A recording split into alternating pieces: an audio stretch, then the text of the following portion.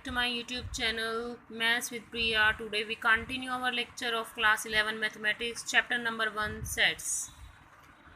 First of all हमारे पास एक question आता है if two sets have m and n elements and the total number of subsets of the first set is 12 more than the total number of subsets of the second set, then find the values of m and n. कि अगर हमारे पास कोई भी एक finite set ए ले लिया, हमने दूसरा फाइनाइट सेट बी ले लिया, तो वो कहता है कि ए के पास एम एलिमेंट हैं और बी के पास एन एलिमेंट हैं. ठीक है.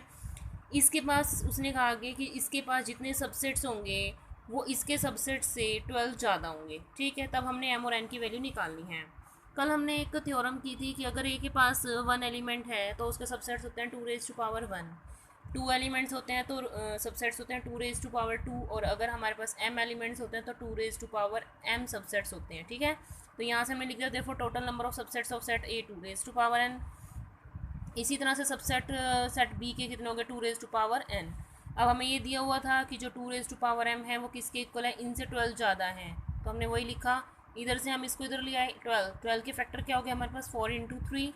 अब यहाँ से हमने क्या किया 2^n हमने कॉमन निकाल दिया. तो यहाँ से जब हमने इसमें से n एलिमेंट निकाल दिए तो अंदर कितने रह जाएंगे m-n और ये डिवाइड हो जाएगा इसके, तो यहाँ से क्या आ जाएगा 1. ये तो आपको पता ही होगा. जैसे अगर हम क्या निकालते हैं 2^m है, अगर मैं इसको 2^n से मल्टीप्लाई और डिवाइड कर देती हूँ. ठीक है. तो यहाँ से मेरे पास इसकी वैल्यू तो 1 आ जाएगी. यहाँ से क्या हो जाएगा m-n. ठीक है. और यहाँ से इसको लिख दिया 4 को हमने 2^2 और इसको लिख दिया 2^2 यानी कि 4 - 1 क्या आ जाएगा 3. अब हमने यहाँ से कंपेयर कर दिया, n की वैल्यू क्या आ गई 2 और यहाँ से m - n = क्या आ जाएगा 2. यहाँ 2 डालेंगे उधर जाके प्लस हो जाएगा तो वैल्यू क्या आ जाएगी m की 4. यही हमने निकालना था. अब हमारे पास आता है वेन डायग्राम्स. वेन डायग्राम्स क्या होता है, if you be the set of letters of English alphabets and A is set of vowels and A is the subset of you. वही बात आ जाती है दोबारा से, जैसे मैंने आपको बोली थी कि जैसे आपके पास यू क्या है, एक हाउस है. ठीक है. ए क्या है, उसके रूम है.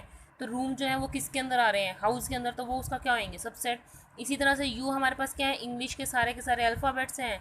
ए हमारे पास वॉवल है, तो वॉवल किसके अंदर आ रहे हैं, इंग्लिश अल्फ़ाबेट के अंदर. इसीलिए इसने क्या लिखा है, A is the subset of you. तो जैसे यू हमारा ये पूरा एक हाउस हो गया और ए इसके अंदर के आगे रूम. ठीक है. ये इसका एक वेन डायग्राम है. ठीक है. और वेन डायग्राम में हम यूनिवर्सल सेट को हमने रेक्टेंगल से डिनोट कर दिया और जो सेट है उसको हमने सर्कल से डिनोट कर दिया. ओके. नेक्स्ट हमारे पास आता है कि हमारे पास क्या दिए हुए हैं. अब ए और बी हमारे पास दो सेट दिए हुए हैं. अब हमें ना जैसे कॉम्प्लीमेंट निकालना होता है. कॉम्प्लीमेंट में हम क्या करते हैं, कोई भी दो सेट है हमारे पास. ठीक है. तो कॉम्प्लीमेंट में हम क्या करेंगे, जैसे हमने एक सेट ले लिया कि इसने एक है ए सबसेट है बी का. जैसे कि हम कहते हैं ना कि ये रूम हो गया, ये पूरा हाउस हो गया, ये रूम हाउस के अंदर आ रहे हैं. तो अब वो कह रहा है कि इन रूम को निकाल दो. इन रूम को निकालूंगे तो मेरे पास कॉम्प्लीमेंट आ जाएगा, यानी कि पूरे हाउस में उन रूम को छोड़ के जो जगह बच रही है वो मेरे पास क्या है, उसका कॉम्प्लीमेंट है. ठीक है. तो जैसे अब मेरे पास क्या है यहाँ पे, इसमें कहने का मतलब क्या है कि जैसे अब मेरे पास क्या है, मैं ए की वैल्यू ले लेती हूँ. जैसे मैंने क्या ले लिया 1 2 ले लिया. ठीक है. बी की वैल्यू क्या ले ली मैंने 1, ए सबसेट ऑफ बी 1 2 3 4. ठीक है. अब मुझे क्या निकालना है, यहाँ से मुझे निकालना है ए कॉम्प्लीमेंट. ए कॉम्प्लीमेंट क्या होता है, यानी कि बी में से मैं ए के एलिमेंट को निकाल दूंगी. तो बी में से ए के एलिमेंट निकालूंगी तो मेरे पास क्या बचेगा 3 4, यानी कि यहाँ से ये वाले एलिमेंट मैंने छोड़ दिए, तो जो बी के जो एलिमेंट बचे वो मेरे पास क्या आ गए ए कॉम्प्लीमेंट. ठीक है. उसके बाद आगे हमारे पास आता है अगला, if sets A and B are not comparable then neither A nor B is a subset of the other. यानी कि अगर दो सेट्स हैं हमारे पास कंपेरेबल नहीं है तो दोनों में से कोई भी किसी का सबसेट नहीं होगा. अगर सबसेट नहीं है तो दोनों को हम वेन डायग्राम में किस तरह से शो करेंगे, अलग अलग सर्कल. ठीक है. एग्जाम्पल दे दिया अब हमारे पास एक वेन डायग्राम के लिए. जैसे मैंने अभी आपको ऊपर ये वाला एग्जाम्पल समझाया, ऐसे हमें एक ये दे दिया A = हमने 1 2 3 लिया और B = 2 3 4 लिया.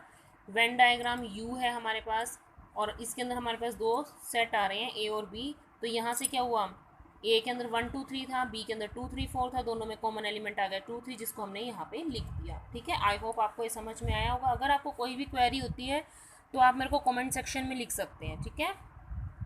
अब आता है हमारे पास ऑपरेशन ऑन सेट्स, कि हम सेट्स के ऊपर ऑपरेशन किस तरह से लगाते हैं. सबसे पहले हमारे पास आता है यूनियन. यूनियन को हम किससे डिनोट करते हैं, यू से. ठीक है. तो denoted by A union B. ये यू क्या है हमारे पास, यूनियन का सिंबल. तो ए यूनियन बी में हमने एक क्या लिया हमने सेट बिल्डर फॉर्म में, X is that either A union B का मतलब क्या है कि जो एलिमेंट है या तो वो ए में होगा, ईदर एक्स बिलोंग करता है ए में और एक्स बिलोंग करता है बी में। क्यों? यूनियन क्या करता है, जितने भी एलिमेंट होते हैं ना दोनों को सबको इकट्ठा करके ले लेता है। जैसे मैंने एक एग्जांपल दिया, ए इज इक्वल टू 1 2 3 था, बी इज इक्वल टू 2 3 4 5, तो ये क्या करेगा ना, सारे एलिमेंट जैसे इसमें 2 3 है तो 2 3 इसमें भी है, लेकिन हम उनको लिखेंगे एक बार, ठीक है। तो ए यूनियन बी हमारे पास क्या आ गया, 1 2 3 4 5, और इसको हमने इस तरह से भी डिनोट किया, ये यू हमारा यूनिवर्सल सेट हो गया, ठीक है। ए और बी यूनियन का मतलब क्या है कि सारे के सारे एलिमेंट्स, ठीक है। अब हमारे पास आगे दिया हुआ है प्रॉपर्टीज़ दी हुई हैं, A union B is equal to B union A. अब जैसे अगर मैं इसी क्वेश्चन में आपको प्रॉपर्टी लगा के दिखाऊं, जैसे मैंने यहाँ पे क्या निकाला है, ए यूनियन बी निकाला मैंने, अगर मैं बी यूनियन ए निकालती हूँ तो मेरे पास क्या आएगा, बी यूनियन ए, तब भी वही एलिमेंट्स आएंगे सारे के सारे, तो इसमें क्या आ जाएगा मेरे पास 2 3 4 5 1, ठीक है। तो ए यूनियन बी और B union B union A दोनों के एलिमेंट्स क्या आ गए, सेम आ गए। तभी हमने यहाँ पे क्या लिखा है कि A union B is equal to क्या होता है, बी यूनियन ए के, इसको हम बोलते हैं कॉम्यूटेटिव लॉ, ठीक है। इसी तरह से अगर हम एक थर्ड एलिमेंट ले लेंगे, क्योंकि यूनियन क्या करता है, सारे के सारे एलिमेंट्स को कंटेन कर लेता है, तो इसीलिए ए यूनियन बी और उसकी अनदर सेट के साथ हमने एक यूनियन निकाल दी, तो हमारे पास इक्वल क्या आ जाएगा, A union B union C, ये हमारे पास हो गया एसोसिएटिव लॉ।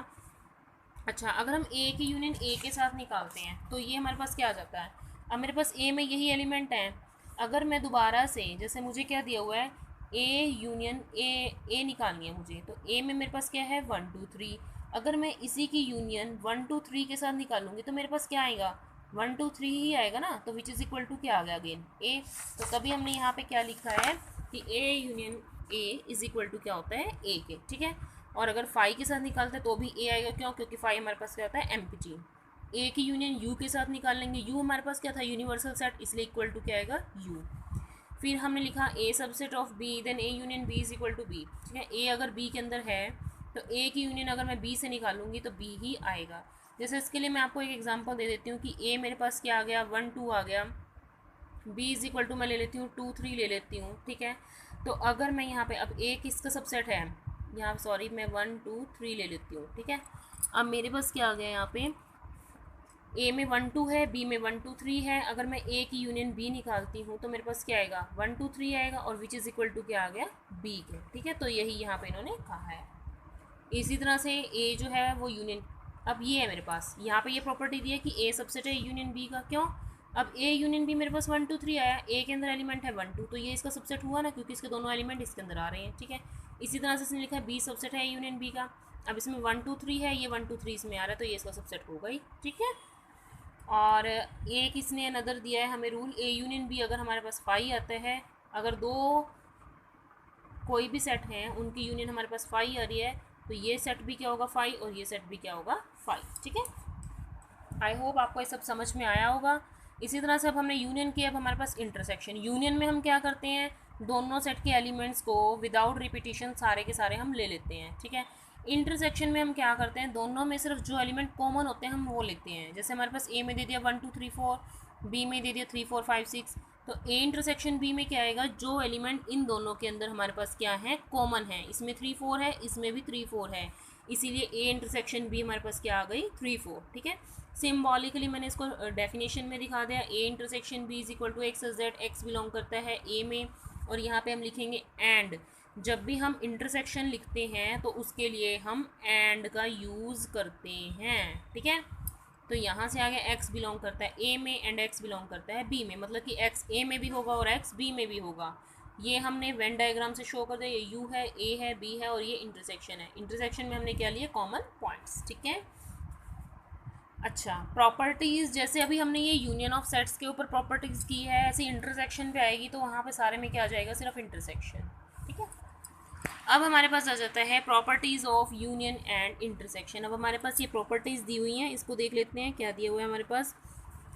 सबसे फर्स्ट प्रॉपर्टी है A intersection B union C is equal to A intersection B union A intersection C. ये कह रहे हैं कि अगर मैं बी की यूनियन सी के साथ निकालती हूँ, जैसे मेरे पास क्या हो गया, ये वेन डायग्राम ले लिया मैंने, ये मेरे पास क्या हो गया यू। अब इसने क्या कहा है, पहले सबसे पहले हम क्या निकालेंगे, हमें दिया है बी की यूनियन सी के साथ, मतलब मेरे पास एक ये बी है, एक ये मेरे पास सी है, ठीक है, मैंने दोनों की यूनियन निकाल दी, तो यूनियन का मतलब क्या हो जाएगा, ये सारे के सारा आ जाएगा।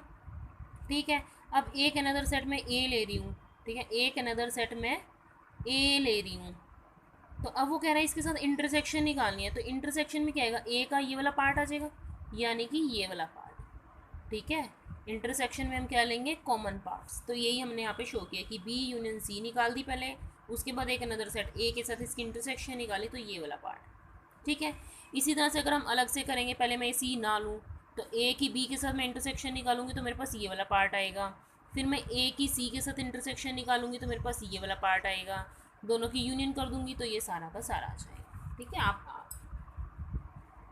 अगली हमारे पास प्रॉपर्टी है A union B intersection C is equal to A union B intersection A union C, same इसी तरह से ये भी होगी। ठीक है, अब हमारे पास आता है डिसजॉइंट सेट्स। डिसजॉइंट का मतलब क्या होता है, अलग अलग। तो इसमें क्या है, disjoint sets if A and B are two sets such that A intersection B is equal to 5, यानी कि हमारे पास कोई भी दो सेट्स ऐसे हैं जिनकी इंटरसेक्शन अगर हमारे पास 5 के इक्वल आ जाती है तो वो क्या होता है, डिसजॉइंट सेट, यानी कि दोनों के अंदर कोई भी एलिमेंट्स कॉमन ना हो। ठीक है, ए में हमने 1 2 3 लिया, बी में हमने ले लिया 4 5 6, दोनों की इंटरसेक्शन निकाली, कोई भी कॉमन पॉइंट नहीं है तो क्या आ गया, 5। ठीक, उसके बाद आ जाता है complement. Complement of a set, let A subset है यू का, देन ए डैश जो है वो भी किसका सबसेट होगा, यू का। कि अगर हम ए ले रहे हैं वो यू के अंदर आ रहा है, वही दो रूम जो हैं वो हाउस के अंदर आ रहे हैं, तो अगर मैं उस रूम को छोड़ दूँ तो बाकी सारा पोर्शन भी किसके अंदर आएगा, उसी हाउस के अंदर। एग्जाम्पल दे दिया मैंने, u इज़ इक्वल टू 1 2 3 4 5 6 ले लिया हमने, a में ले लिया 1 2 3, तो a कॉम्प्लीमेंट को हम इस तरह से भी डिनोट करते हैं, a की पावर में c भी लिख देते हैं और a की पावर ये डैश भी लगा देते हैं। ठीक है, दोनों में से कोई भी सिंबल यूज़ करते हैं, ये कॉम्प्लीमेंट के लिए यूज़ करते हैं। तो ये किसके इक्वल आ जाएगा, u में से हम क्या करेंगे, a वाले एलिमेंट्स को निकाल देंगे और बाकी जो u के एलिमेंट्स होंगे वो लिख देंगे। कहने का मतलब क्या है, यहाँ पे क्या आएगा, u माइनस a, कि u में से हमने a के एलिमेंट्स को निकाल दिया, जो बचे वो हमारे पास क्या आ गए, कॉम्प्लीमेंट। तो इसको हमने एज ए डेफिनेशन भी लिख दिया, A complement is equal to X is that X U में तो है, X not belongs to A. जैसे कि हमारे पास क्या है, ये 4 5 6 ये यू में तो आ रहे हैं लेकिन ए में नहीं है। उसके बाद हमने यहाँ पे दिया है if u is a subset of a then A complement is equal to 5। अगर u a का, अगर ये कह रहे हैं कि u a का सबसेट बन जाए, अगर मैं इसको a लिख दूँ, इसको u लिख दूँ, इसका कॉम्प्लीमेंट अगर मैं निकाल लूँगी, अगर मेरे पास क्या हो जाए, ये u हो जाए, ये a हो जाए। ठीक है, तो यहाँ से ये मान लो u हो गया, ये a हो गया, अगर मैं इसका कॉम्प्लीमेंट निकाल लूँगी तो ये वाले एलिमेंट्स तो निकल ही गए, तो कॉम्प्लीमेंट क्या आएगा, 5।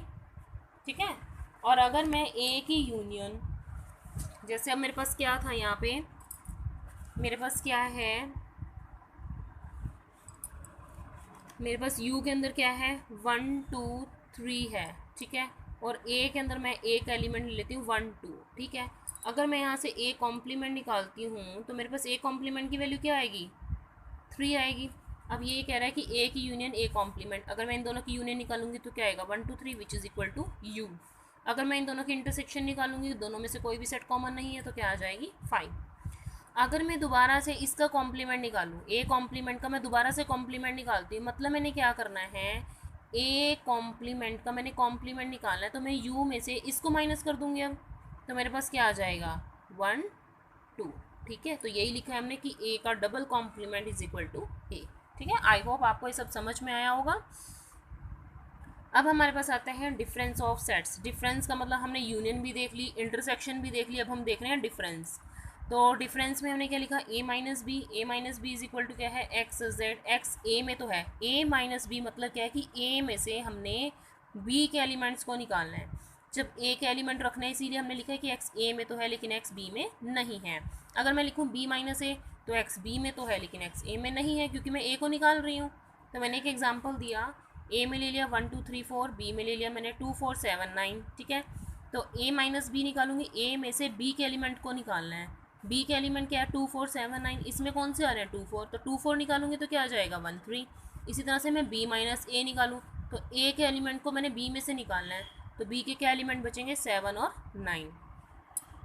ठीक है, और अगर हम इसको वेन डायग्राम में शो करते हैं तो हमारे पास क्या आ जाता है, ये a हो गया, ये b हो गया। अगर मुझे निकालना है a माइनस बी, a में से b के एलिमेंट को निकालना है, तो ये वाला पार्ट सारा क्या हो जाएगा, निकल जाएगा, बचेगा क्या हमारे पास ये। ठीक है, इसी तरह से अगर मैं b माइनस ए निकालूंगी तो मेरे पास ये सारा पार्ट क्या हो जाएगा, अलग। यहाँ से ये सारा पार्ट अलग हो जाएगा, ये बचेगा।